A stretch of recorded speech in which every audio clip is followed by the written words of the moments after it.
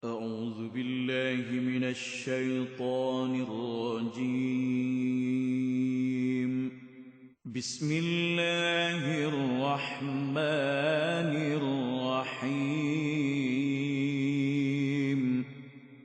وبشر الذين آمنوا وعملوا الصالحات أن لهم جنات تجري من تحتها الأنهار كلما رزقوا منها من ثمرة رزقا قالوا هذا الذي رزقنا من قبل وأتوا به متشابها ولهم فيها أزواج مطهرة وهم فيها خالدون.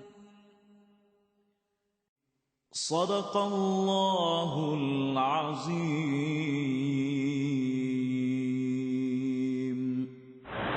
وبشر الذين آمنوا وعملوا الصالحات, sampaikanlah berita gembira kepada orang yang beriman dan beramal saleh, anna lahum jannatin tajri min tahtiha al-anhar, bahawa sesungguhnya mereka bakal beroleh syurga yang mengalir di bawahnya beberapa sungai.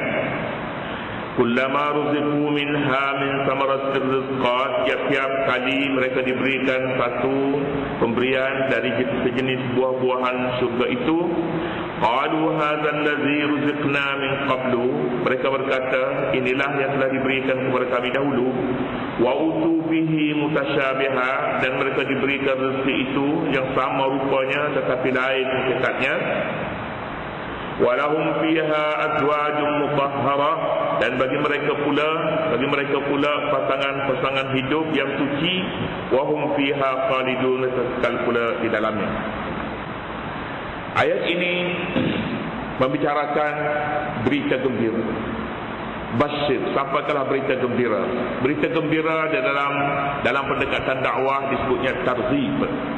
Tarzibun maknanya perkara-perkara yang merangsangkan. Biasanya, dan di dalam ayat ini juga apabila disebutnya tarzib, pasti sebelumnya ini sama ada tarhib. Tarhib dahulu ataupun tarzib dahulu, tapi kedua-duanya merupakan pasangan. Ayat ini bersambung dengan ayat terdahulu yang merupakan tarhib. Tarhib maknanya menakutkan, iaitulah fattaqun nar allati waquduha an-nas wal hijara, takutlah kepada neraka. Neraka ni sebut neraka tarhib, menakutkan. Irhab, keganasan.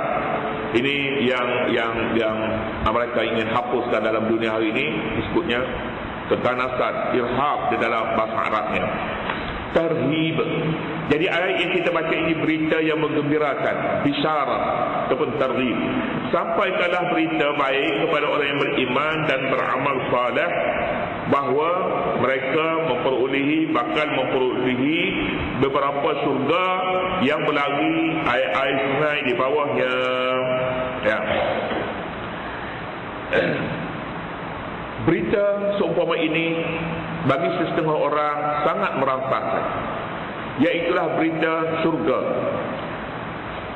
Berita buruk orang tidak menyukai. Di dalam dakwah kedua-duanya dipakai, kerana manusia berbeza antara satu dengan lain. Setengahnya suka kepada sentuhan lembut, syurga, kemewahan, lebih menyukai dengan rangsangan seumpama ini. Setengahnya pendidikan mereka lebih cenderung kepada pendidikan yang lebih keras, ugut, kekerasan, tindakan misalnya. Al-Quran juga dalam pendidikan dakwah, dalam dakwah menggunakan pendidikan itu kedua-duanya sekali. Ayat dahulu neraka, pendidikan ini keras, menyerang, dan pendidikan yang berikutnya lembut, iaitulah orang-orang yang beriman dan beramal saleh akan memperolehi syurga, di bawahnya mengalir sungai-sungai. Tempat duduk di dalam syurga nanti, duduknya di dalam taman, rumah besar di dalam taman, rumah mewah di dalam taman, katakanlah istana di dalam taman. Taman yang dibayangkan di dalam ayat ini penuh dengan pokok-pokok hijau. Kemudiannya pokok-pokok ini mempunyai buah-buah. Seronok bagi mereka yang berada di dalam taman yang seumpama ini, kerana taman ini menawarkan buah-buah yang di dalamnya pula membayangkan pokok-pokok itu subur disebabkan sungai ada padanya. Beberapa batang sungai ada di dalam kebun itu. Kullama ruziqu minha min samaratir rizqa, setiap kali mereka dikurniakan rezeki, setiap kali mereka dikurniakan satu pembahagian rezeki daripada buah-buahan, qalu hadzal ladzi ruziqna min qablu, mereka berkata inilah rezeki yang telah diberikan sebelum ini. Rezeki yang ada di dalam surga ini semuanya istimewa, sebagaimana pokok-pokok yang ada di dalamnya juga istimewa. Maka bahan-bahan makanan rezeki yang diberi dalam surga juga istimewa. Keistimewaan yang ada di dalam dunia ini, keistimewaannya tidak puas. Tidak puas disebabkan kecacatan ada pada bahan-bahan yang dinikmati itu. Jika kebun yang ada di dalam dunia ini, kebun ini tak mau membuah. Ada pokok-pokoknya yang mati, ada pokok-pokoknya yang subur. Pokok-pokok juga bersaing antara satu dengan lain. Yang atas yang sudah besar sebenarnya menghalang kehidupan pokok-pokok yang kecil. Oleh kerana itu yang besar-besar juga perlu dipotong untuk memberi peluang hidup kepada pokok-pokok yang lebih kecil. Begitulah persaingan di dalam kebun-kebun yang ada dalam dunia ini. Kebun-kebun di akhirat nanti tidak begitu, sebab ia diciptakan untuk menjadi kemewahan, untuk menjadi nikmat kepada penghuni-penghuni surga. Kecacatan pada pokok tidak wujud sama sekali.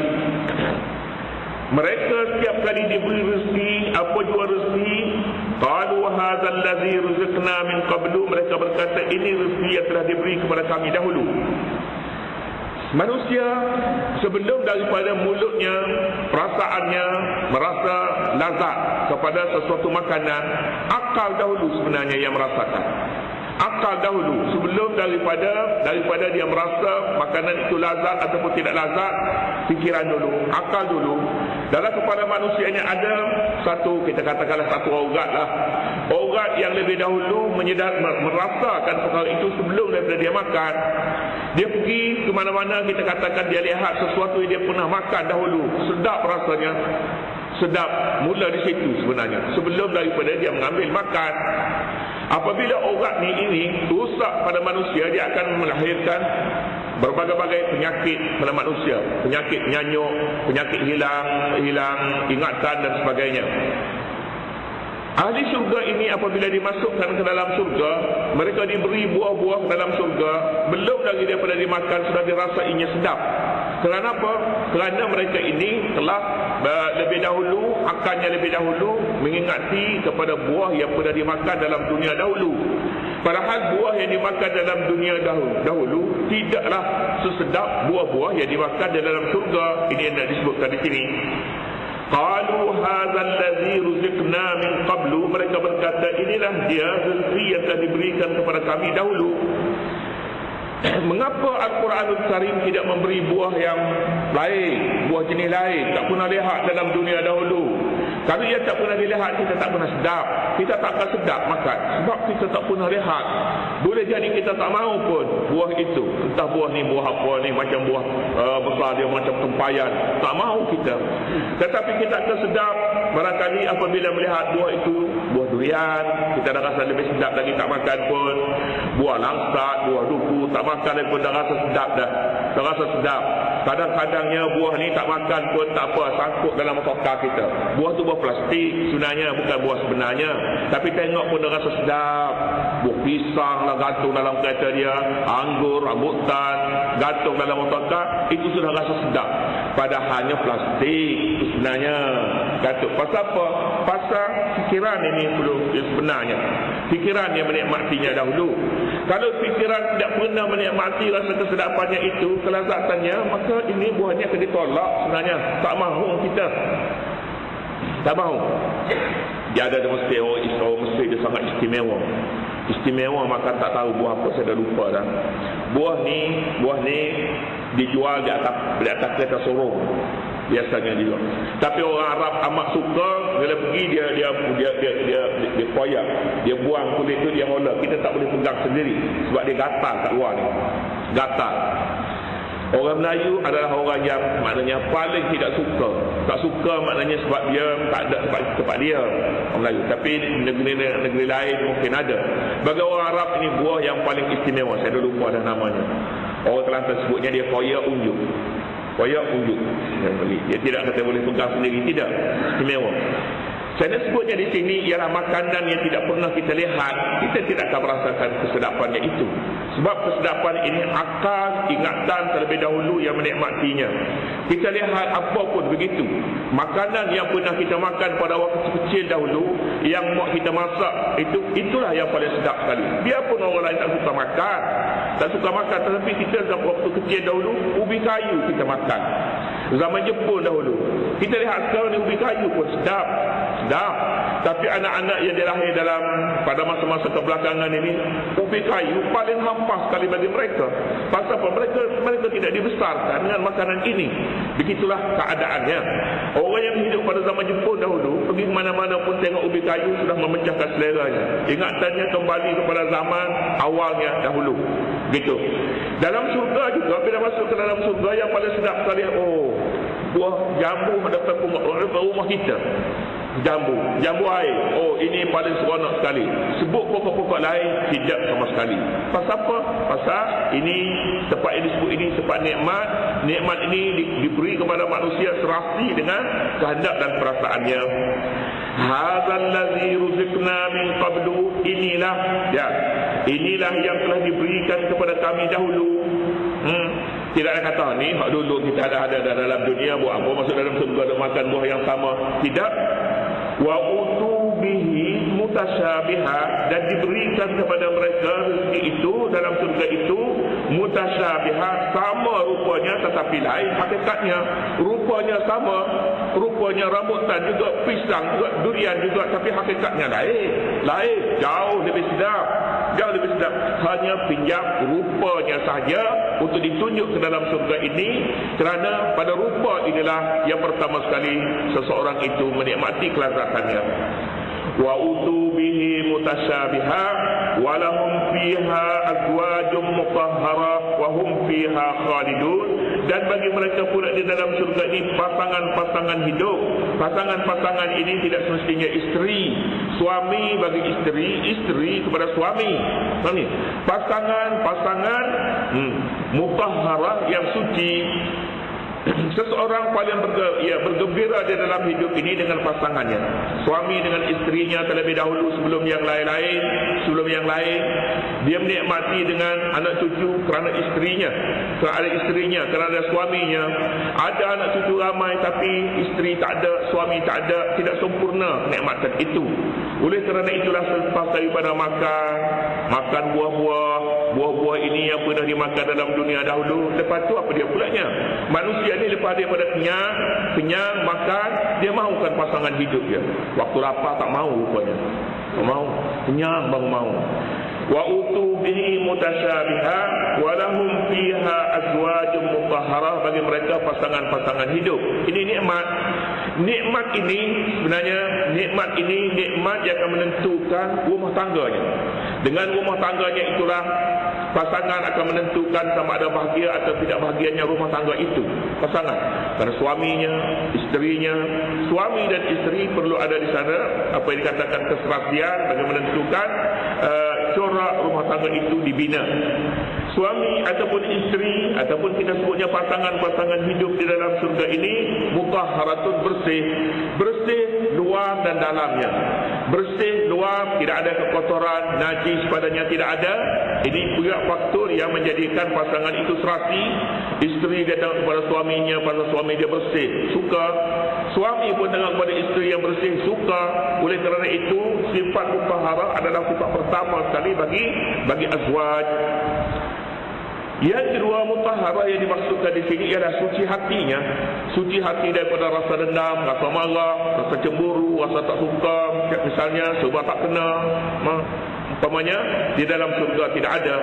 Hidup di dalam dunia ini hati yang tidak suci, ini merupakan racun yang pertama menghalang kebahagiaan, kesukaan di dunia ini.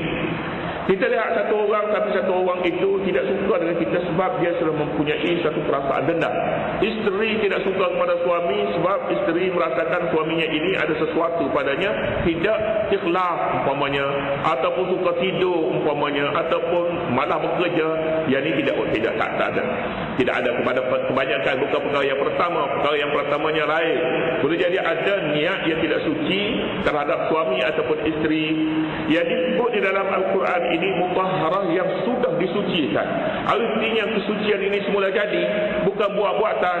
Dalam dunia boleh senyum, tapi senyum buat sebenarnya. Senyum buat-buatan boleh, itu tidak mutahharah.